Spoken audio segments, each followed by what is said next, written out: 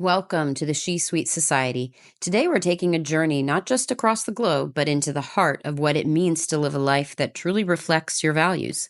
I'm delighted to introduce you to Susan Sherfield, the adventurous spirit behind OnePassionForTravel.com. Susan has transformed her love for exploration into more than just stamps and a passport. She's created a philosophy around travel that speaks to something deeper in all of us. In our conversation today, we'll discover how Susan first caught the travel bug, the moments that changed her perspective on what's truly important, and how she's designed a life where her calendar reflects her priorities instead of the other way around. Whether you're a seasoned globetrotter with frequent flyer miles to spare, or someone who's dreaming of that first big adventure from the comfort of your couch, Susan's insights remind us that the journey isn't just about the destinations. It's about living intentionally along the way. So fasten your seatbelts, put your tray tables up in their upright positions, and prepare for takeoff as we explore what it means to follow your passion, honor your values, and remember that none of us are promised tomorrow. Please welcome to the She Suite Society this episode with Susan Sherfield. Okay. So it was a pleasure meeting you at Advocate. We are in the same industry, but tell me a little bit about your background. What is your role currently and what do you do? So I'm currently the Vice President of Learning and Organizational Development for Mercy Housing. I've been with Mercy Housing for 17 years. We are a nonprofit organization that primarily focuses on affordable housing for low-income families and seniors and people with special needs, based in Denver. And so I live in the world of employee development and training and education, and that's always been my passion. And I've been doing that for about 21 years now. But Wow. before that, I was on site. Like many people, I started on site and then went to multi-site. So I've been in the industry for almost 38 years. Oh my goodness. And how did you get into this industry? I'm like so many other people, fell into it. My first career out of college was actually in the hospitality industry, so hotel motel management, and got burned out on that and was looking for something different and had wandered into the apartment office where I was living to pay my rent. And I was just talking to the property manager and she said, "Did you ever consider property management?" And I said, "Well, tell me about what you do." And what I heard was very similar to what it sounded like I was doing in hotel management. Mhm. And she says, "Well, we might have an opening for an assistant manager with this company. Can you come back with me, check with me tomorrow?" And I'm like, "Sure." So I went in the next day and she said, "We do have an opening and it's here at the property where I was living." And I said, and we sat down and she goes, "I know you well enough." She goes, I'm ready to offer you the job. If you're interested, and that's how I started. Oh, wow. What's funny is we talk all about a lot of us fall into it. And it usually is because we walked into an office and talked to the people on site. Yet when we talk at the NAA about how do we recruit more people, we never talk about that. We never talk about the impact of on-site teams and how they're actually the ones recruiting people into this industry. It just, you made me have a light bulb moment. Why do we never talk about that? Well, We but I mean, never but do. actually, over the years, especially when I was on site, I recruited a number of residents Yep. into the industry, either Same. for the Yeah. property I was working at or for another property I was either familiar with. Because again, you get to know your residents. And then if they're looking for a job change or if they're out of a job or something, you just start talking, you understand their background and say, "Hey, have you ever considered property management? Just like me, tell me all about it." And again, that I've recruited a lot of people that way. Yes, me too. And some are still in the industry and some aren't, but it's still a really good industry to get in. And I swear most of us just stay in it forever. It's Um, one of those, you hate it or love it. you hate it or love it. You hate it or love it. It's because we work where people live, meaning we become so entrenched in their lives. Did you ever find it hard to make a line or to create a boundary? So first of all, I want to comment on what you just said. When I was on site, what I always told my team is we are not here leasing apartments. We are here to help people find a home. And Yes. that was always the Yes. mindset that I had is we provide people with homes. Yep. And yes, owning a house is always going to be the American dream, but renting an apartment also is a home. And we provide them with that living experience. And so I've always felt that way. As far as your question, yes, there have been times that it was hard to draw a boundary between you and the residents, especially when you get to know them. And then people go through different life changes and bad things happen to good people. And so it was sometimes very difficult to draw that boundary, but it was part of the job. However, I am going to tell you real quick a story. When I took over this property a number of years ago, there was this teeny tiny little woman. She was well under 5 feet tall. She was maybe 4'8", and she was a Cuban refugee. Oh, wow. And she'd been living at the property a long time. And at first, it was like, who is this resident that is spending way too much time in the clubhouse and she shouldn't be here? And I got to tell you, I grew to love her like family. I couldn't have loved my own family, you know, the way I love her. She was such an amazing woman. And again, that was one of the times it's like, you know what? I'm sorry, I'm going to have to cross that boundary. She became family to me. She was Yeah, just such a wonderful person. it happens. We care. I think that's why we're in the industries. We care. So, how did you balance then your personal life? I don't use the word balance. I've always said I orchestrate my life because I really have always thought of my life as an orchestra, that you've got to have all of these instruments somehow playing in unison and making this symphony or this beautiful music. And you've got to know when to put attention in the right space. And Mhm. so at different stages of my career, I've always had a very strong work ethic. The whole idea of working just a 40-hour week was absolutely foreign to me. But to me, it was about building my career, going above and beyond, getting involved in the industry, getting involved in the local apartment association, creating my networks.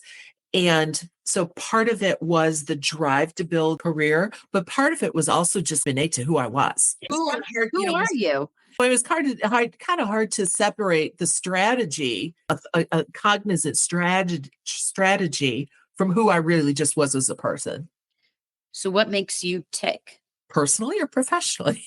personally? Because I think that feeds into who we are professionally. Is ultimately it's your why you get up in the Oh, morning. yeah. Why do you choose to do what you do? Why do any of it? It's the soul of who you are. What makes you tick? And then I'm going to get to your traveling because we got to talk about that. Absolutely. So first of all, I was a single mom. And so part of it was making sure that I could provide a good life for my son. So family is number one, has always been number one.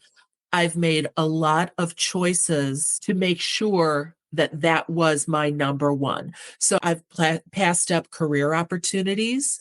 I've again made choices to say what being a mom had to be first. Yes, I needed my work. I needed to still build a career, but understanding where my values were, and that was in being a mom. That was always first. And then after that, knowing that I wanted to be in an industry where I could make a difference. There's nothing wrong with making money. There's nothing wrong with that. But I needed to make sure that I knew that I was making an impact on people. And even when I was in the hotel industry, to make sure that the guests had a good experience, to make sure that my team enjoyed working at that hotel. It was that mindset. And so that what really helped me align or plug into property management industry so nicely. So those are awesome. Those are definitely some really strong core values as to your motivations. I'm wondering a little bit about your background, your childhood, and how you came to be that way.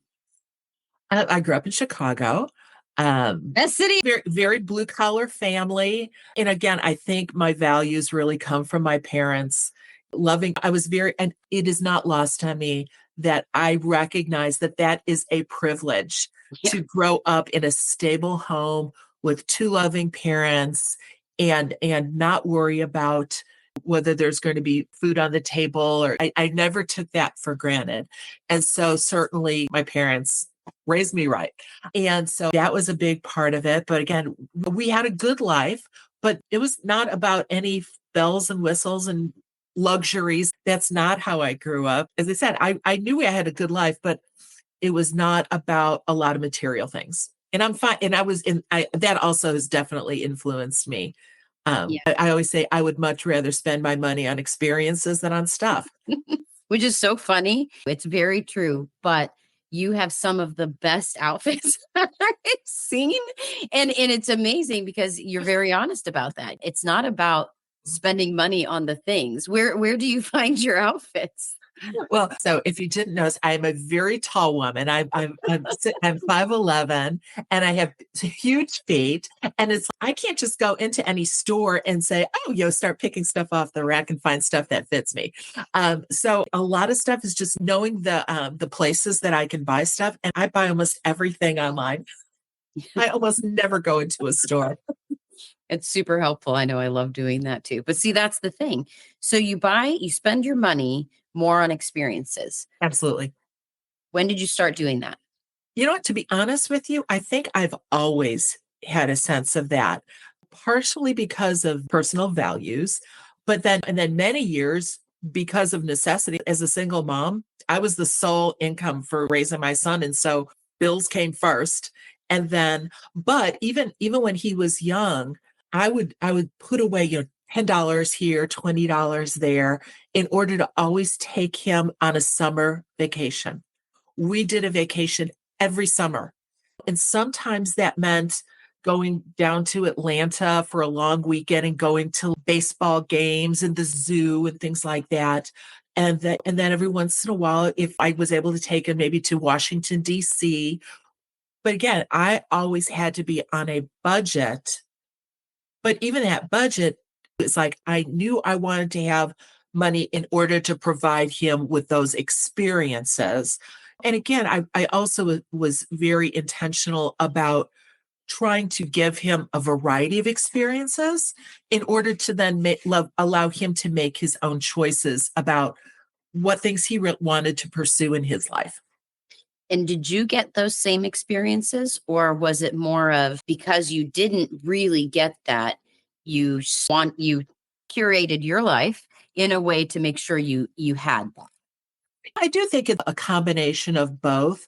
Again, growing up in Chicago, there was already always so many things going on. And my parents did take us to the museums and to the cultural festivals and a lot of the things in Chicago that's always going on. And I always love that.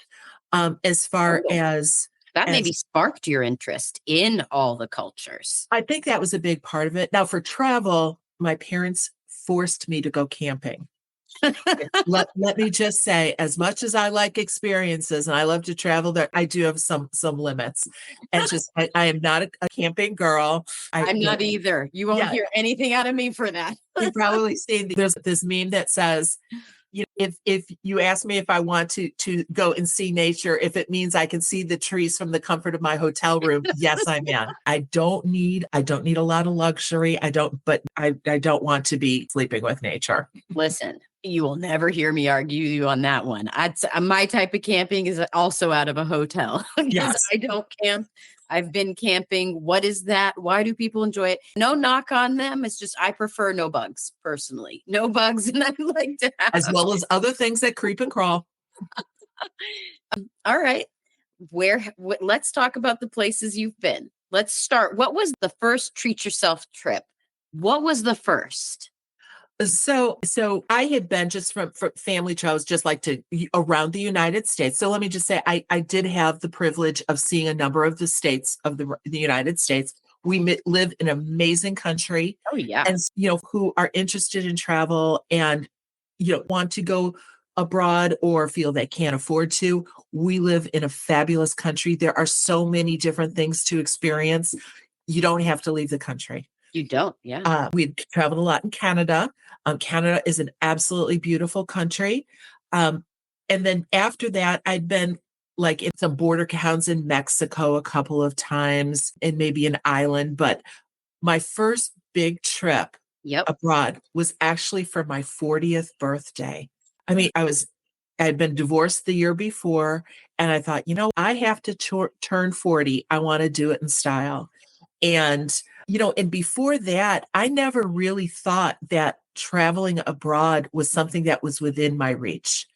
As I think I'd mentioned to you, Yeah. growing up, I would make comments to my parents when we'd be watching, the TV, when, the whole family would be around one TV and you have three channels and that was it.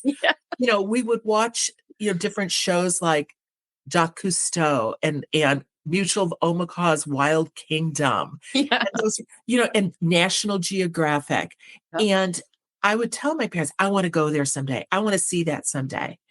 And I think they really believed that you had to be rich in order to travel those places.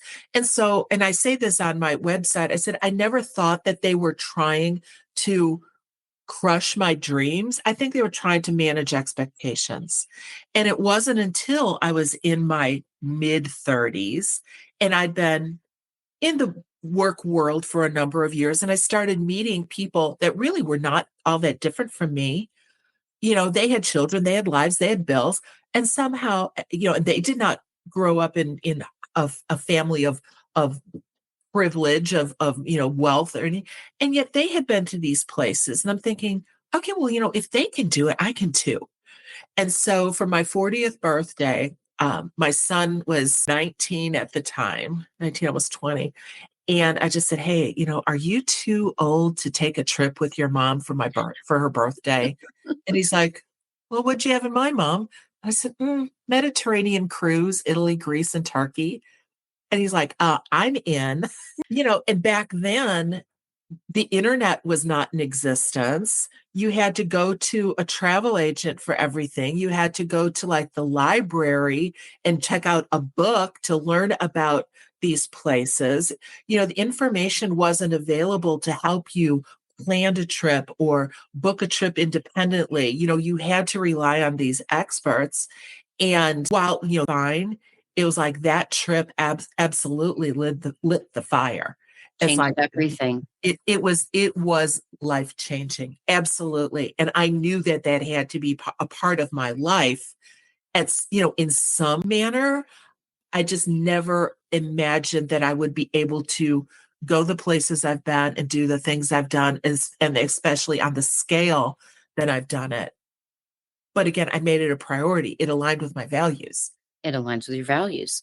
So, what are some of the other places you've been to then and the experiences that you've gone? You talk a lot about this, obviously, on your website, and I am going to be sharing that with everybody. But tell us, where have Okay, you so been? first of all, let me, and I think I shared this with you. The website is a new project for me.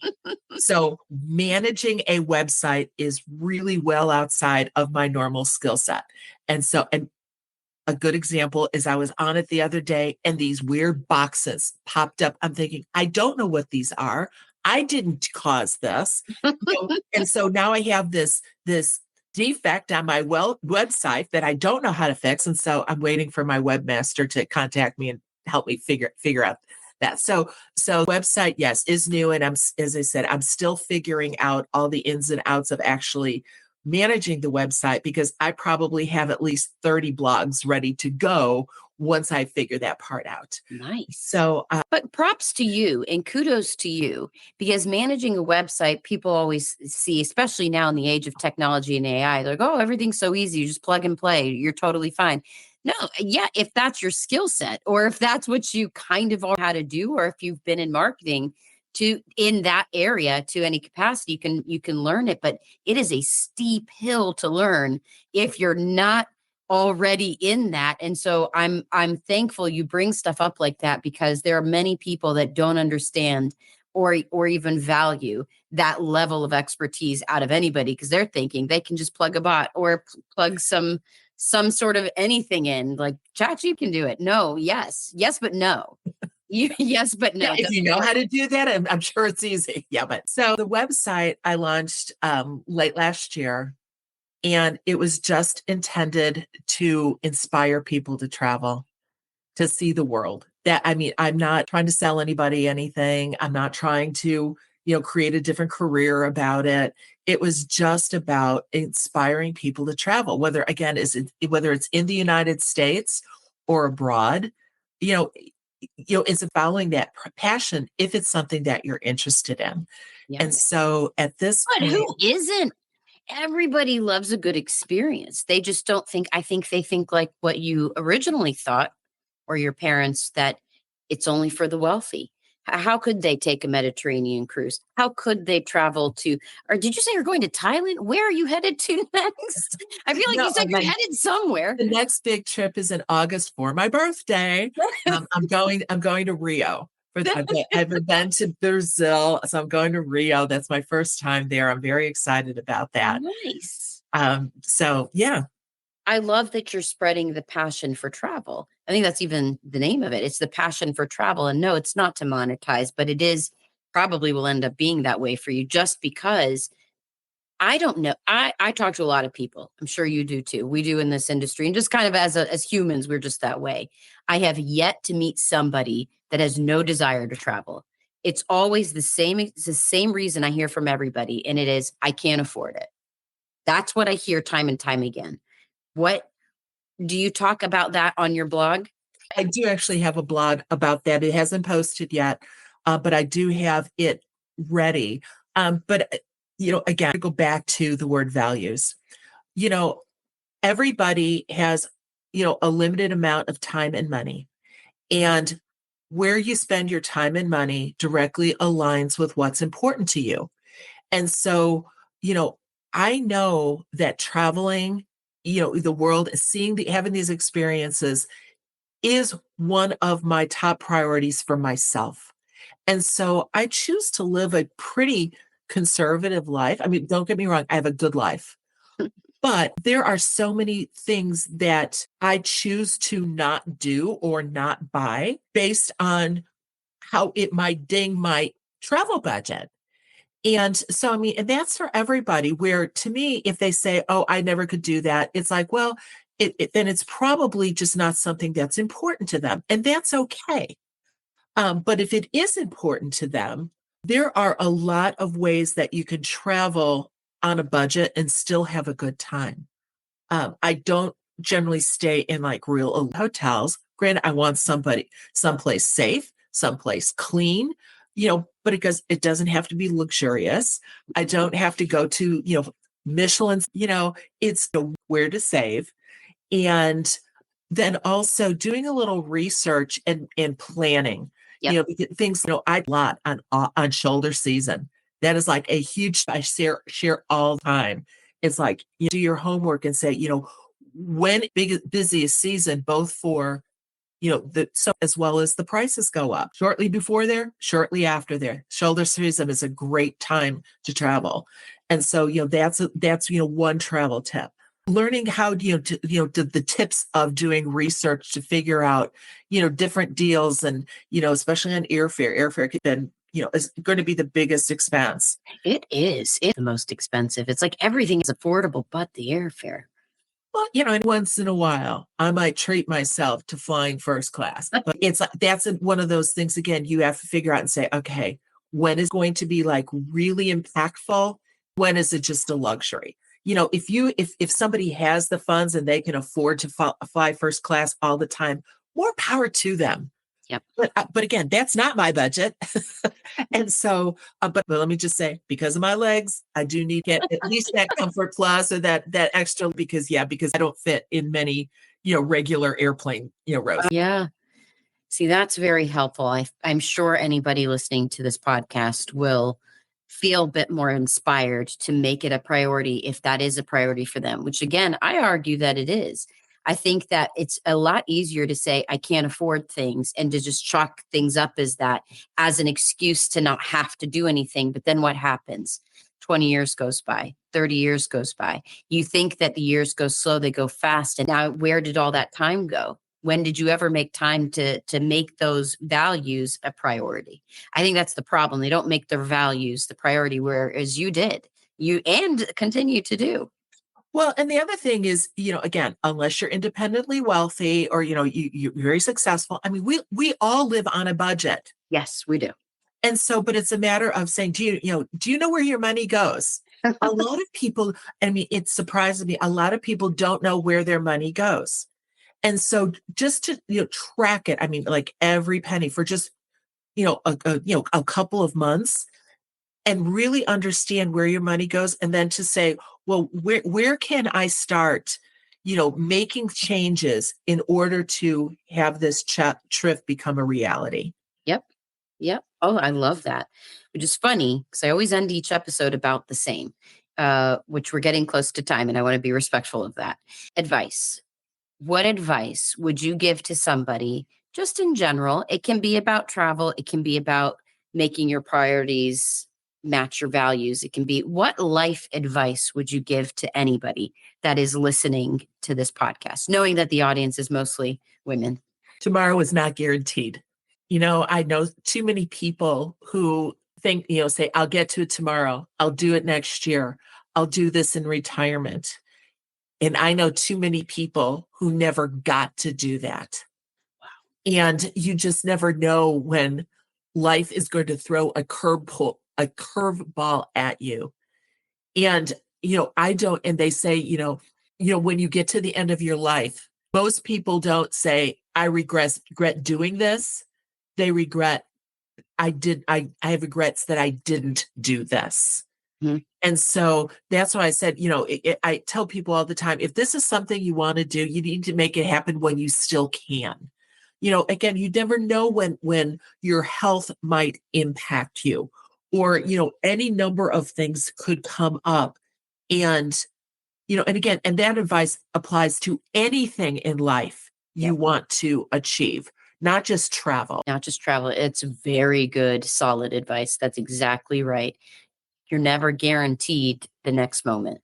And it's not necessarily to live in fear, but it's more to live in alignment with what you value and to make that a priority despite what life throws at you. Because Exactly. you can always make the excuses, but you can't choose when your time's up. That's it. But I think too many of us assume that, oh, I'm going to be able to travel into my retirement or oh, we live long. You just never know. Or it might even be, I want to take that trip with my best friend or with my family, or you never know what could come up in their lives as well. Yep, very good point. I don't know many people that travel alone. So that's a very good point. Well, unfortunately, I do travel alone I quite a would lot. travel alone. I'm not knocking it. No, no, but still, you've got to. I think you need to think of those things. And again, that's part of it because I one of my best friends who I often travel with, she has some medical issues and I have some limitations. And what's funny is we balance each other out. They're very different, but we balance each other out. And we talk about if this trip is our last trip, which trip are we going to regret not taking? Where's the place that we go, dang, I really wanted to go there? And we are making it a priority now when we still have our health, we're still able to. And then if there's some other places we don't get to, and at least we say, hey, you know what? Those top locations, those top places we were able to go to. You had those experiences. Oh, I love that so much. And there we have it. She Sweet Society. What a powerful conversation with Susan from onepassionfortravel.com. Susan has shown us that travel isn't just about seeing new places, it's about experiencing life fully and creating memories that align with our deepest values. Her journey reminds us that life is too precious to postpone our dreams or delay our joy. I think we can all take Susan's profound advice to heart. You are not promised tomorrow. In a world that often encourages us to sacrifice today for some distant future, these words call us to presence, to intention, and to live authentically right now. Whether your passion is exploring far flung destinations like Susan or something entirely different, remember that aligning your daily choices with your values isn't just a luxury, it's the very essence of a life well lived. Susan, thank you for sharing your wisdom, your adventures, and your perspective with our community today. Until next time, She Sweet Society, remember to live boldly, love deeply, and as we are going to say on every episode from here moving on, your life is your message to the world. Make it extraordinary.